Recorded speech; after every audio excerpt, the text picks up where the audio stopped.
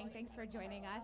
We're going to start with just taking a quick group photo of everyone, and then I'm going to hand it off to them, and we'll get started.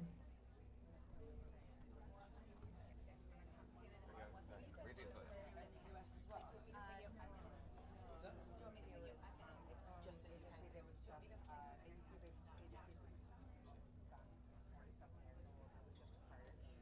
in New York is pure kind of brand expansion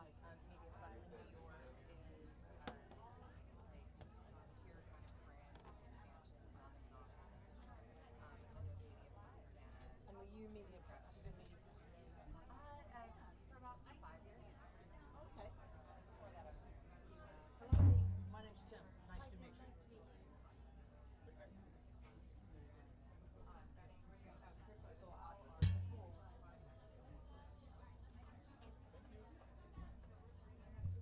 Okay, yeah, please take a seat. So hot. All right, hi everybody. How's everybody doing? Late night? Yeah, no, not at all. Well, I'm just glad the sun is not on my head, thank God. And I'm very lucky and blessed to have this wonderful panel here. Thank you all for joining us. We have a lot of great topics to get into. This is probably, to me, this is the most buzziest of panels that we have throughout the week, I should say. I think this is the topic that everybody's talking about in one way or another, and we're going to get into it. So if we could just, we're going to go down the line, we're going to do some rapid fire questions, some good answers. Please, name, company, what you do in the sort of AI space for your company in some way. And then here's the question. If we're sitting here 3 years from now, what percentage of what percentage of an average campaign workflow is being handled autonomously? Let's start here. Should I start? Yeah. Okay. I'm Emma Rogers. I'm a client business lead at PhD. So I oversee accounts end to end. I would say 3 years from now, I think probably 75 to 80% of activation will be managed by AI. I think a lower percent of the strategy and planning work will be automated. I think we still need human touch there, human insight, experience, gut instincts that AI just does not currently have. It might 5 years from now, but we still need that human touch to really generate the right insights to drive campaigns. Wonderful. Hi, I'm Freddie. I am MD of Chalice AI, and I think it's going to be 100% of the automation of activation. But I agree with you, the big holy grail is how to connect planning with activation, and that is still going to be a real challenge. So really starting to understand all of the signals that go into planning to then connect those up with activation. But I think the big ideas, the big strategy, the big understanding of why humans feel the way they do about advertising, I don't know if that's ever going to get automated, or should it be? Yeah. I feel like 100% deserved a mic drop, but okay. Sorry, we'll keep moving. All right. Hi, good morning, everyone. My name is Jasmine Presson. I am Chief Strategy Officer at Mediaplus in North America. In my role there, I'm both part of our global development of AI tools as well as very involved in our local rollout of them. I think about 40% of the end-to-end, the totality of the work, about 40% of it will be automated, about 40% will be augmented, so it'll be deep collaboration between humans and AI, and about 20% of it, I mean, this is the emails going back and forth with clients, chasing them for assets. It's the, revisions to a deck because a meeting, like the pitch for the plan just didn't land and the client has a bunch of questions. There's a lot of messy persuading humans and giving your human advertiser client partners the confidence to make decisions and go with it. That's going to have to stay like unautomatable work. Hello, my name is Tim Rich. I am the Chief Strategy Officer of Akkio, and I think it's 100%. And the thing that drives the change for me is the consumer. 3 years from now, 3 years ago, AI was crap. We've been building it for 6 years now, playing with many different models, and it sucks, and it grows every week. It gets more and more sophisticated. So I think from a workflow point of view, yeah, 100% without a doubt.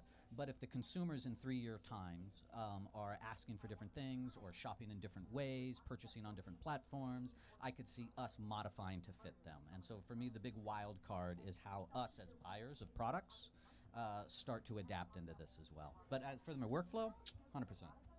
Okay, we had two 100%. So wow. Okay, Emma, we're gonna start with you again. So I think we're all curious, like, how are clients' expectations changing as these agentic media, all sorts of AI workflows get embedded into all your processes? I mean, oh my gosh, you must become so much more effective at your jobs, and we need less people. Maybe hopefully not. But what are clients' expectations? Like, how are they changing for you? How are they evolving? How are you seeing them? What are they saying to you about that? Yeah, I think there's just more and more pressure for speed. I think the way that we think about AI is it's a tool that can make us smarter and faster, and allows us to just move a lot more quickly. I also think because AI adoption has just gone crazy, I think there's a lot more expectation around how we are governing AI, because we have seen in some instances from an activation perspective, AI might not do what we think it does. So I think that there is a lot of expectation around, like, how are you building out the right guardrails to make sure that AI is activating in the way that it should. We have seen quite a few platforms with embedded AI tools go a little bit rogue. And so I think that there's a need and desire to activate with as much AI as possible, but with that is, I think, more pressure for us to figure out very quickly how we're governing, how we're kind of resetting our team structure so that we're able to help clients use AI, but also making sure that we're still maintaining the right brand safety at the same time. May I ask what going rogue looks like? I would say setting images live that should not be live. Okay, Yeah, that's so great. Fun time. Yeah, all right. Freddie, how do you see, like, clients' expectations changing for you? I think it's our job to help clients understand what those expectations should be.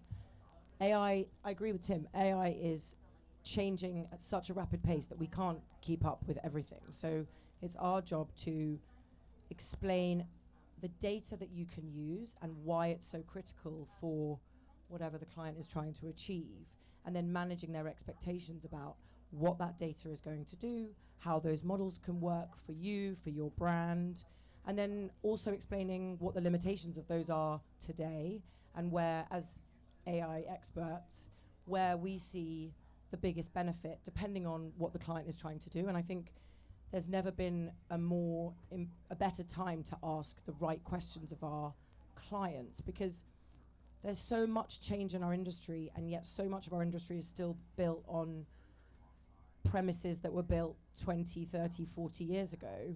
And so if we're able to change how clients look at performance and success of advertising and feed that back into the AI, then what that does is change their expectations from, well, I hope, change their expectations from the start. Okay. Jasmine, if you want to answer anything about expectations and clients, I would love your perspective as well. But if I can advance the conversation a little bit as well. Okay. Where do you believe agencies with differentiating client expectations now, where do you think agencies can help stand out from the pack? If everybody's doing, trying to create these agentic workflows and, improve, how do you stand out as an agency?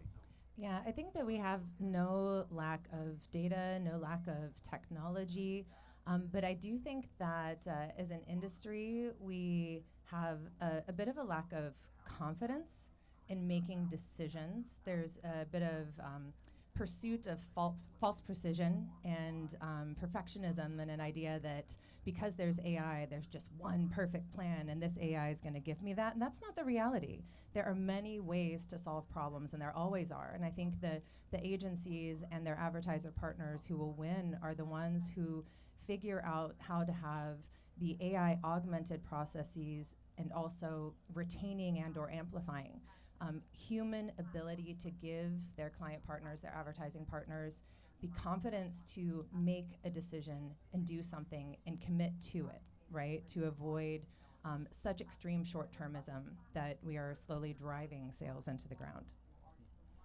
Tim, you have a very Akkio in general has a different perspective working with agencies in a very different way. Yeah, than we many are of us. the AI infrastructure, so we build the agents, we build the connective tissues, and we really kind of create how these take shape. So what are the new expectations that you, in your experience, having been also on the agency side, Yeah. and your clients, when we talk about clients, we're typically talking about the advertiser client, but your clients happen to be the agencies, if I'm not mistaken, Yeah. for the most part. How have their expectations changed, and what do they expect out of Akkio and out of you?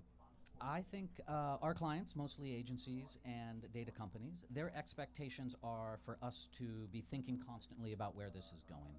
And one of the expectations that has not been voiced yet, but I think we're turning to very quickly, is going to be, rather than centralized AIs like Anthropic or Claude, we should all be start building our own models that really reflect our own businesses and reflect our own tastes.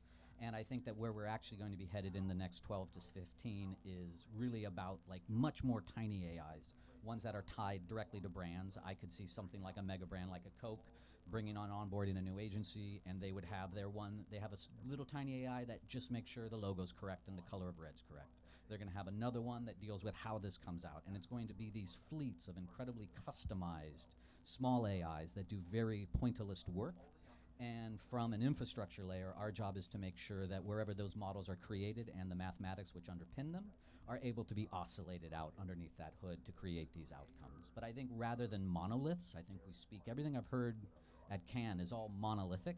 I think that's actually pretty atavistic. I think really where we're heading towards is a decentralized network of much smaller AIs doing very discrete tasks, and we're seeing that. Yeah, and if I could build on that, I think this is also where we as leaders have to get involved, whether it's using technology partners like Akkio or thinking about the rules of governance that we need to create within our organizations to ensure that we don't have a bunch of really wonderful, passionate, motivated employees creating all their own little things that like only exist with them and don't become part of institutional knowledge and institutional consistency in the product that we're delivering to our clients.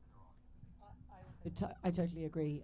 The shared infrastructure that is coming out of things like the ARTF and containerization is allowing for different organizations, experts to build individual models, to have shared ownership and making sense of different data sets, but really allowing for a sort of closed feedback loop within the open internet, which is where we've had so many problems over the years and where that fragmentation has caused challenges with measurement, with planning, with activation, and having that shared infrastructure with then expert models and data and tech within those is really going to change the game on how we can deliver better campaigns for our clients.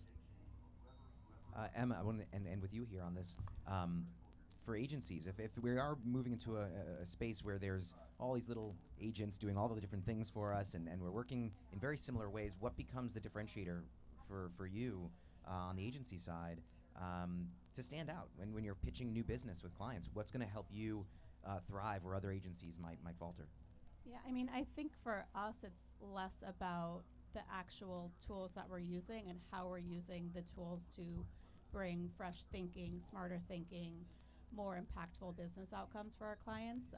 I think when I think about why a client chooses an agency over the other, a lot of times it comes down to the people. So I think having the right talent that can actually use AI in an impactful way to move businesses forward is going to be what continues to differentiate us. Okay, you mentioned talent. I'm wondering, is that the only thing that's preventing us from moving forward? Like, so we want to move in this direction. We're all talking about how great everything's going to be in a year or two from now. What's stopping us? What's stopping this future from becoming the now? And we'll start, Emma, with you. Go down. Okay. I mean, I think talent is one thing that is impacting it. As a business lead, part of my job is to enforce and help my teams with AI adoption. I think there's a lot of fear of the unknown. I have had conversations with my teams where they don't necessarily know how to use AI yet. And I think that Like they don't know how to search on ChatGPT, or we're talking like they don't know how to go deep into the. I would various say tools? go deeper. Omnicom does have their own proprietary AI tool, which is probably not surprising. It is 2026. But I think that there's just a little bit of a lack of knowledge, which is why I do think what they were talking about, the shared infrastructure and systems that we need to have internally, so that there is a very clear-cut process on this is what you do across the entire planning and activation ecosystem within AI, so that we can train our teams on how to use it and how to have it be an additive tool in their toolbox. I also think, as I had mentioned with the tools going rogue, I think that there is just such pressure for AI to be everywhere and for us to use AI for everything, that there is some issues with being ready to scale, but there is pressure from clients on us using things as they become available, because I think clients are afraid if they don't start using every AI option available now, they're going to be behind their competitors. But I think that that is a bit of an issue with adoption. Is I think things are just going into market before they're really ready to see the light of day, and then that kind of comes back and bites us, and it puts us a little bit behind, because we're having to then refigure out what the right governance is, because certain platforms might not necessarily have the right guardrails in place internally, but they're also being pressured to get ahead of their competitors. So I think it's just the pace at which things are being developed and activated against is maybe too fast for the right human intervention to come into play. Because, I mean, I have arguments with ChatGPT all the time. I'm like, where did you come up with that? Did you use data, or is this just a random inference? And they're like, well, yeah, sorry, you're correct. We did not reference your data. So I do think that that is an issue right now, is that things are just not ready to scale, but we have to, or we'll get behind the industry. And Freddie, Chalice obviously is working with a variety of agencies and brands direct, and so many platform partners now. Where do you see us, preventing this future from becoming the reality today that we want? I think it's about measuring what matters, and we still talk so much about vanity metrics, legacy metrics. Chalice has agents in the bid stream today, and yet so much of what we hear at Cannes and everywhere else is about talking about what the future of agentic looks like. But that future is here today. And yet, when it comes to outcomes, and clients are talking more and more about outcomes, and agencies are talking about outcomes, still we hear the outcome I need is CTR. And like, no CFO, no CEO ever talked about clicks on an earnings call. They talk about bottom line. The technology now, the models, the infrastructure exists today to be able to take what really matters to a brand, to a business, to a P&L, and optimize your advertising to deliver on that goal. And if you're able to close that loop and you're able to understand what really matters to my business, is it new customer growth? Is it footfall? Is it profitability? All of those things can then feed the models, as long as the data is in a position within a brand or within an agency in order to be able to do that. And that is where I see the biggest challenge. That's where I see the biggest opportunity. And the brands that get that right are the brands that are going to get the competitive advantage as quickly as possible. Jasmine, if I can ask you more about the culture side of an Yeah, agency. no, it's perfect, Tia, because I was thinking two of the biggest challenges I see is, one, I think we're realizing how much of our process lived in oral tradition, right? It was passed down from a director to a manager to an associate, and it never lived anywhere really well documented. And it's hard to automate something that isn't well documented and is kind of amorphous and organic and lives purely in oral tradition. And then I think the other aspect of it is we're also like starting to, we kind of already knew about it, but I think we're ignoring it, like seeing the I won't say deficiencies, I'll say areas of opportunities for improvement in the management and teaching skills of our staff. We haven't necessarily, they are not trained teachers. And we've been working to train them as managers and mentors, and those same skills of understanding how to give someone directions, to explain a task, do it in an appropriate way, give them the extra context they need. If they don't have access to the experience you've had together to fill in the gaps, like that all gets really illuminated when you're starting to write prompts. So I think a lot of what we see our team struggling with is they really don't have self-awareness of all the steps of the process. And they also don't necessarily have super refined teaching skills to be able to train an AI, to be able to translate the way they would do something into a prompt that makes it automatable. And Tim, I know you just signed a partnership with Mediaplus. I'm curious about, Happily so. congratulations to Yeah. you both. Yes. I'm curious of your role in responsibility. I'm putting it all on you for helping, not just continue the oral tradition, but actually put new processes in place and help educate the agency partners on how to utilize your tools and tools in general and be more comfortable with AI. I love this idea of oral traditions. Excellent. I think ultimately we're really fucking lazy. I think humans are really lazy and we don't like learning. And I think if anything the internet has taught me in the last 30 years is we've been optimized to not learn. We've been optimized to click. Let's cut the bullshit, right? And so what happens when AI hits the scene, what's actually happening is it's so diametrically different than anything we've ever built in the past or get engaged with in the past, is we're actually having a hard time learning. Like, I don't know, I'm no smarty, but it took me 6 months of daily push-ups with AI to become competent to even begin to use it. And that's a lot of learning, and that sucks. And learning means you have to have no ego because you have to admit you know nothing to be able to begin to learn something. And if one thing I learned at Cannes is we all got a great ego. So it's I think working with our partners, this is really as much about trying to relate to people as humans, to say it's all right to be ignorant of this. You can absolutely be an EVP and a total boss in every way and be ignorant. And through that ignorance, be able to learn and grow with this. And at least when I'm thinking about this with our clients, I try to just be as humanistic as possible and really just kind of be easy with the swimming in seas of ignorance. Yeah, and I do want to give a shout out both to Akkio and to Equativ as partners of ours that, if we're very, very honest with ourselves, there's fairly minimal differentiation between the offerings all up and down this Isle of Yachts, right?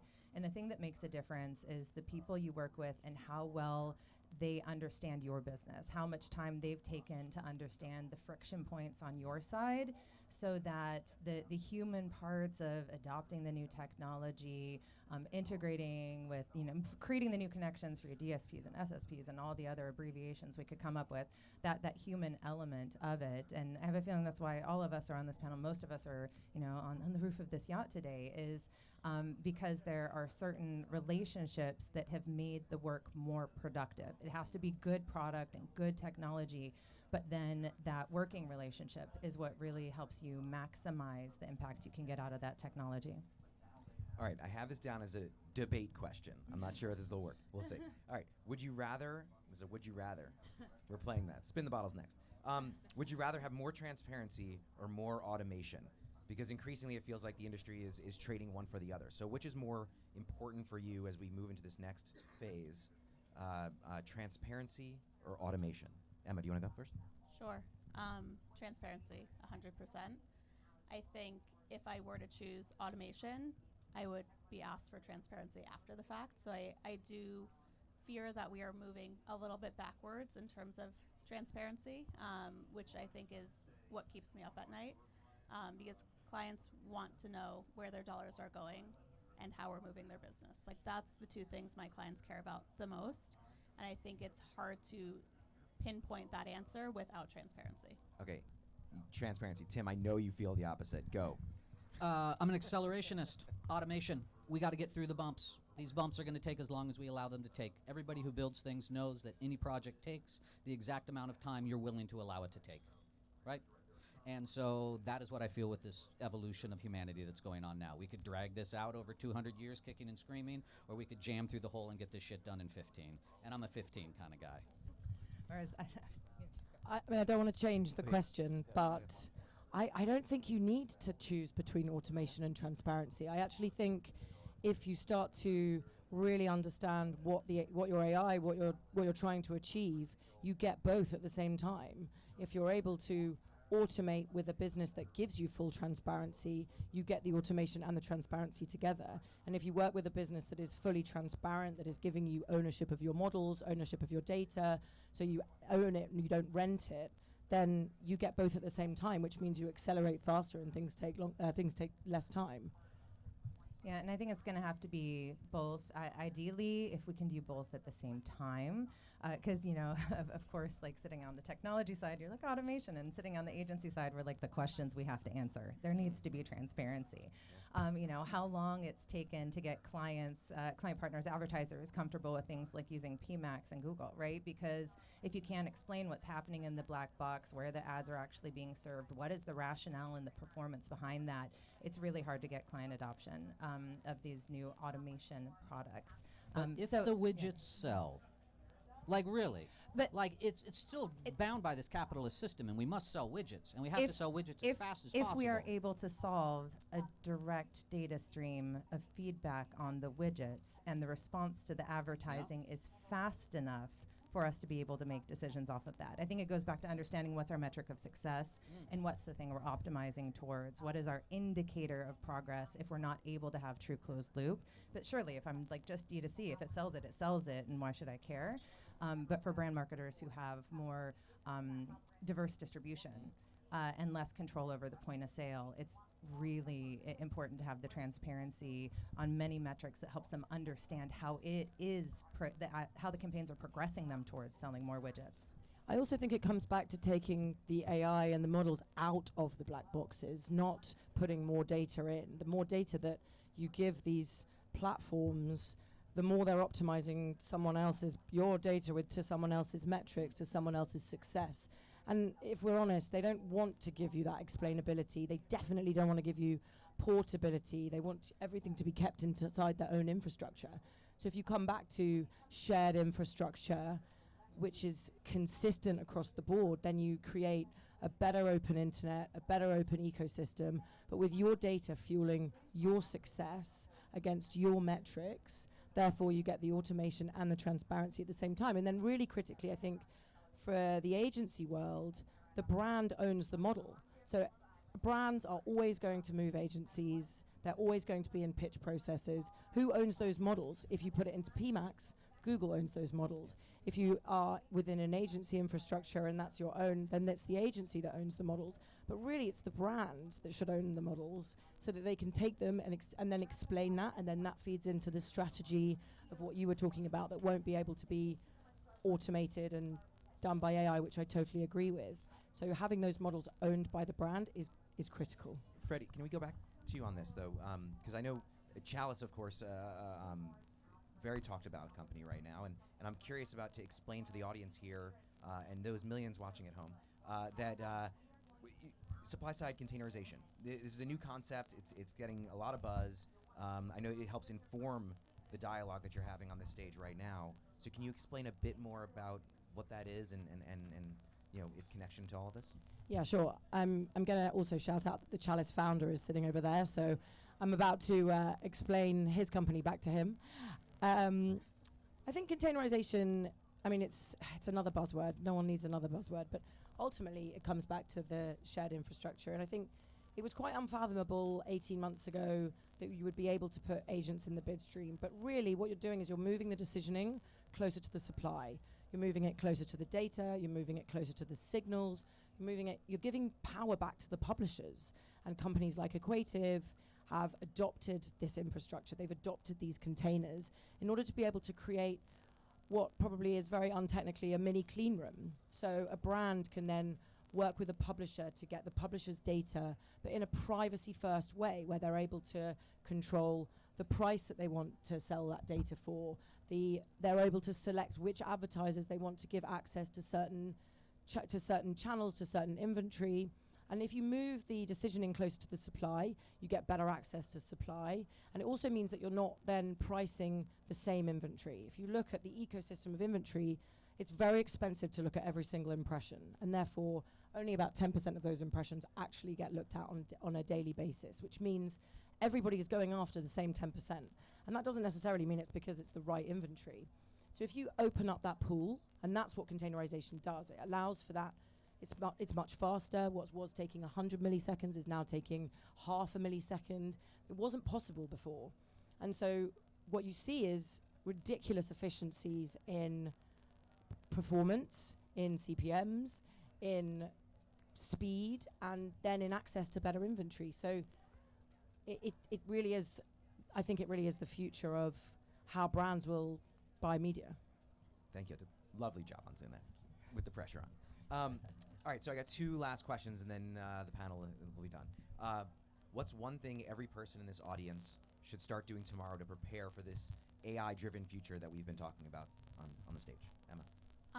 I mean, I think don't be afraid to try things. I think there is a lot of human ego that is impacting adoption, as he had mentioned. So I think just try a new thing every day, once a week in AI, because I think you will be at a disadvantage if you are not actively adopting and actively letting go of your ego and kind of just taking the reins and getting in there. Are you scheduling time for yourself to do this, or are you like working it into the daily flow? I use AI every day. Okay, just all the time. Just all the time. Do you try I'm using it right now. It's in my brain. Are you AI? I am AI. Okay, but seriously, actually, I'm curious.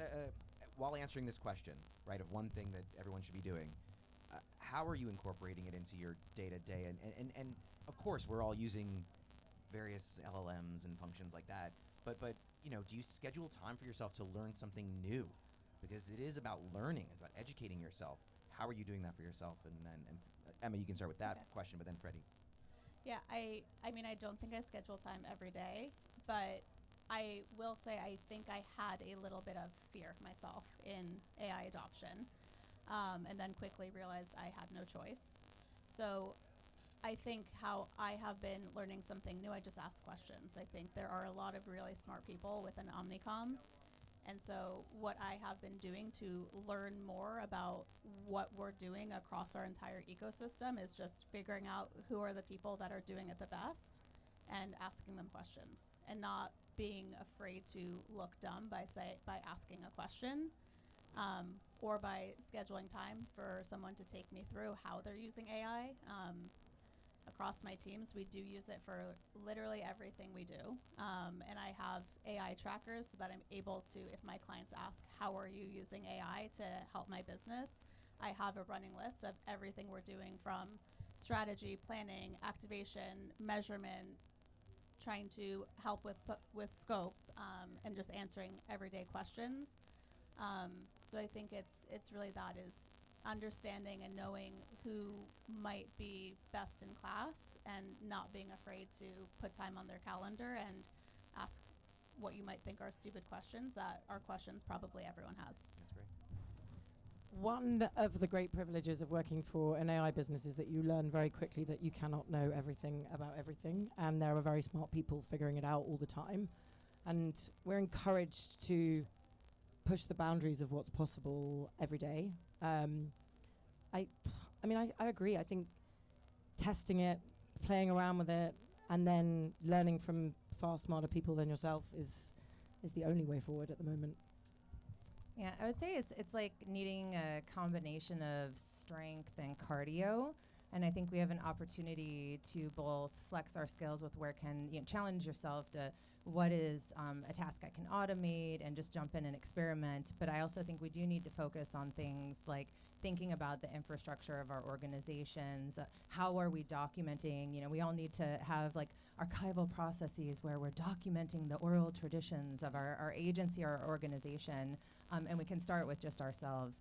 So I think it is that combination of documenting and interrogating the current human process, as well as experimenting with where are the places that it makes sense to automate, and where are the places where it really needs to be more about augmentation, because the human still not only needs to be in the loop for safety, but the human needs to be in the loop for themselves. They need to do some of the work and have some of the friction so that they can actually own the work and defend the work. I think what we should be, to your original question, like what we should be doing, we should see more art. We should see more design. Like I spend most of my time seeing art because that's where ideas come from. AI is just a tool. It's not an answer. It's only as good as your brain. So if your brain is lazy and consuming crap, guess what? That's what your AI output's going to be. So go to an art show, go to a design show, sit in Mother Nature, look at a fucking bug, you know? Like, this is where you're gonna get your idea to then manifest it using the tools of AI to push it forward. It's not gonna come from in a box. It's gonna come from other humans. And so I think, yeah, I take 2 hours every day and I look at art. I look at art books. I know it's very old school, but I buy art books and look at art books and think about colors. I love that. I think it actually blends nicely into the last question. So, if AI can generate insights, create audiences, optimize media, activate campaigns, report on results, build your QBR for you, all that sort of stuff, what stays or continues to be uniquely human in advertising? Emma? Okay. I think we've answered this a few times. I think there is still the human element. There's the instincts, there's the guts, there's all the experience we have and the ability to create unique insights tied to our clients' interests, and also the ability to hold and maintain a relationship. Like, AI is not going to sit in my QBR and answer a CEO's questions. Maybe in 100 years from now, but I do think that there is still the human element that is needed. And I think, as Tim had said, like, it is a tool. It's a tool that we use to improve our process, to work quicker, to be able to do the things that we don't have time to do, but it's not replacing human intelligence. AI can't replace feelings, and we're all here because we want to learn, but because also we're working for brands who are creating emotion. That's what advertising is all about. And I don't think AI is ever going to be good at predicting how a human might feel about an advertise. I mean, we're talking about advertising, but it could be anything. And I also think AI is always going to be really good at optimizing. It's going to be really good at activation, and it's probably going to deliver 100% of the activation journey. But it's never going to know really how that is going to come about. How is that feeling going to deliver on what you're trying to achieve? And I think that's what we need to keep, that part. Yeah, I would say both of these, and judgment, which I think a lot of that comes from the access to qualitative information that doesn't live, on the internet, that doesn't live in the access of the AI, that lives unconsciously in your brain through all the things you've absorbed over time. And so I think that element of bringing the qualitative information and understanding the qualitative delivery that's required, again, to give brands confidence in what we're doing and what we'll do next together. Little nerdy, but I'll give it a run. I think AI will never create a projected sense of future loss. What I mean by that is when we buy things, we think about what it is we're buying, and then we project ourselves into it, and then we go, ooh, if I don't have that cute-ass shirt, what's going to happen? I'm projecting a future sense of loss. And I think that that's honestly how most society is held together. Like, what would happen if the fire department didn't show up? Oh, I better pay my taxes, right? And we project future sense of loss, and I think that AI will not do that, because it lives in an instant, and it stands up and it does a piece of compute and comes down. So I don't think it will project. And that's music and art. It's like makes you feel something in the future that you engage with to not have it in the future. If that's too nerdy, I don't know. No, it's great. Well, okay, so final thoughts. Look at a fucking bug. Is that fucking look at a bug? Look at a bug. They're Look at incredible. okay. The little I can't remember where the colors, fucking was. It was looking at a fucking... all over New York City. Look at a fucking bug. Yeah. Okay, it's demanding you. Yeah. Thank you, audience, for sitting in the hot weather here and listening to this panel. And thank you, panelists. You did such a great job. Thank you. Thank you. Thank you.